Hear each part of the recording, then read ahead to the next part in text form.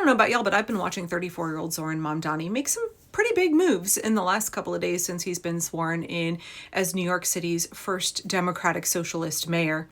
Look, y'all, I know that Donald Trump is trying to manufacture a war with Venezuela in order to control the narrative, to control the headlines, but there are shifts and moves and things happening all over the country. Donald Trump and the Republicans are trying to push everything out of the headlines. They want you to think that Trump controls the narrative. He controls everything that's happening. And so much of the reporting from the media over the last 24, 36 hours is all about Trump, and also the woefully inadequate response of Congress. Don't worry, I'm going to talk about Congress later today, Democrats specifically. But when I look at what Mamdani has done over the first couple of days since he's been sworn into office, it feels reminiscent of what Donald Trump did after he began his second term. It was meant to be that tidal wave, undoing so much of what Joe Biden did, all of these executive orders, trying to institute Project 2025's terrible agenda, just the shock and awe, right? The tidal wave that was meant to overwhelm us. Also, please forgive the coughing in the other room. Let's all send good thoughts to my husband because he's gone and got himself a little bit of pneumonia. But Mamdani is like, okay, well, two can play at this game. I made all of these campaign promises and I need to start to deliver on them. Mamdani has a mandate from New Yorkers and he has got to start following through it. And he really is from day one. He basically immediately issued 2 sets of executive orders, shredding corrupt Mayor Eric Adams' executive orders. He's revamped the Tenants' Rights Office, introducing new housing initiatives. He's intervening in a renter's dispute. He appointed a longtime DSA organizer as head of the new Office of Mass Engagement. The goal is to help New Yorkers have better participation in city government. I want to read you what Mamdani said about it. For too long, city government has only listened to the wealthy and well-connected, while working New Yorkers remain further and further disconnected from those elected to serve them. The Office of Mass Engagement will fundamentally change this, creating a deeper connection between City Hall and community organizations, faith-based groups, and everyday New Yorkers looking to make their voices heard. Sounds like something we desperately need at all levels of government. No wonder the super rich in New York were so opposed to Mamdani and so much behind establishment, corporate shill Andrew Cuomo. Mamdani seems to want to begin as he means to go along. He wants to represent the people. Obviously, he's not going to do it perfectly. Obviously, he's not going to be able to enact all of his campaign promises. He's not going to reach every single goal. But so far, I've been pretty encouraged by what I've seen. I don't know about you. I really enjoyed Ken Klippenstein's piece about Mamdani's first 2 days in office. It's entitled, "Mamdani Demotes NYPD Commissioner Jessica Tisch."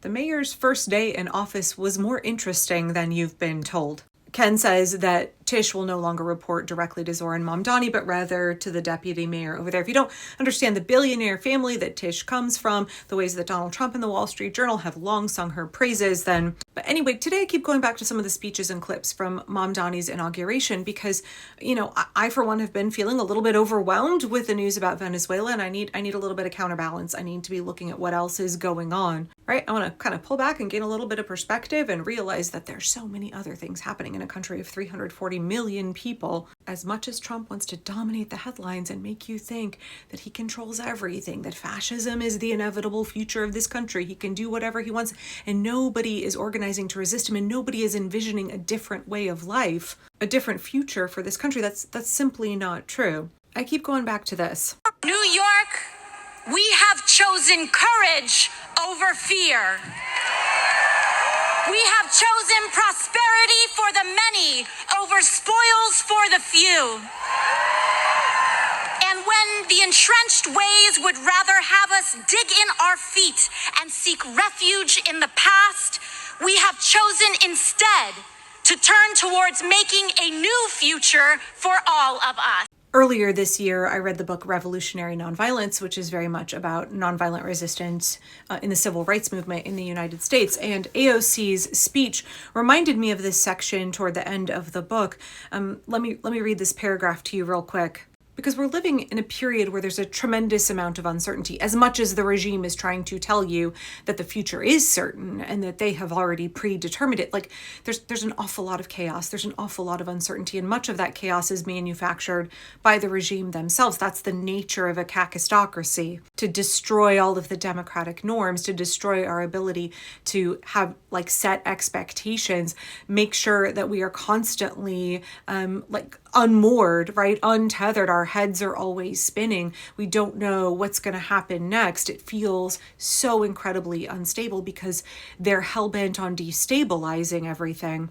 And it's not just chaos within our borders, as they're seeking to render the federal government completely non-functional and trying to trample all over our rights and dismantle the Constitution.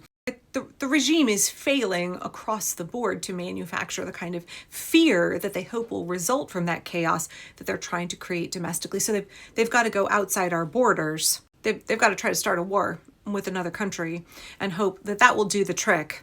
But in permaculture, we say the problem is the solution. And I realize I haven't read my quote yet. Hang on, I'll get there. And I look at what's happening in New York and I think like, gosh, is this an example of the problem is the solution? Because we've all been getting squeezed under late stage capitalism for, well, at least for my entire life. And we've just come to accept a lot of that as normal. We've watched our quality of life steadily decrease. We've watched the wealth gap grow, and we've been like, well, this is just what it is. But now we've reached a tipping point where the regime is just like so overt, right? Yeah, absolutely. Part of what's happening in Venezuela is driven by big oil. It's driven by CEOs and corporations. It's driven by the billionaires, by the super rich. It's as everything the regime does, it's a logical extension of the capitalist system we've been living in.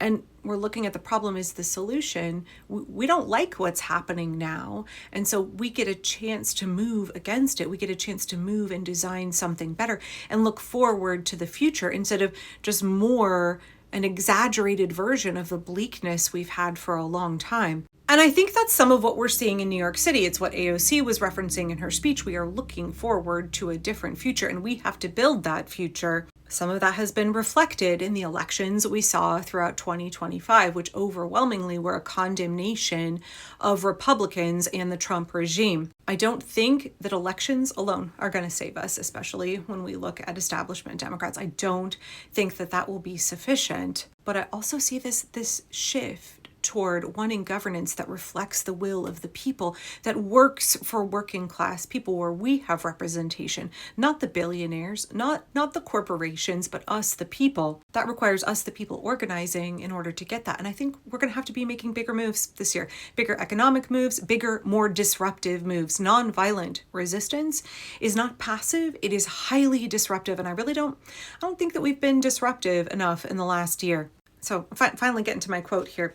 The chaos will grow unless we look at what happened in the 50s and 60s and emulate especially the nonviolence. In order to effect change, we must have millions of us agitating and saying no, agitating and making it visible, agitating and saying we are no longer satisfied with business as usual. I think the mayoral election in Seattle, in New York, I think that those are examples of how the people are not happy with business as usual. And as we are looking at the regime becoming more and more extreme, and as we're looking at them intensifying the chaos in the hope that it will cause us to shrink back and to submit to what they're doing, we have a chance here to pivot and do something entirely different. And again, I think people already are in a number of places around the country, including New York. It's just that it's getting overshadowed a little bit in the headlines the last couple of days. So what would it look like for us to be in the headlines in 2026? What are the moves that we need to make to get control of the narrative and help direct the country out of this chaos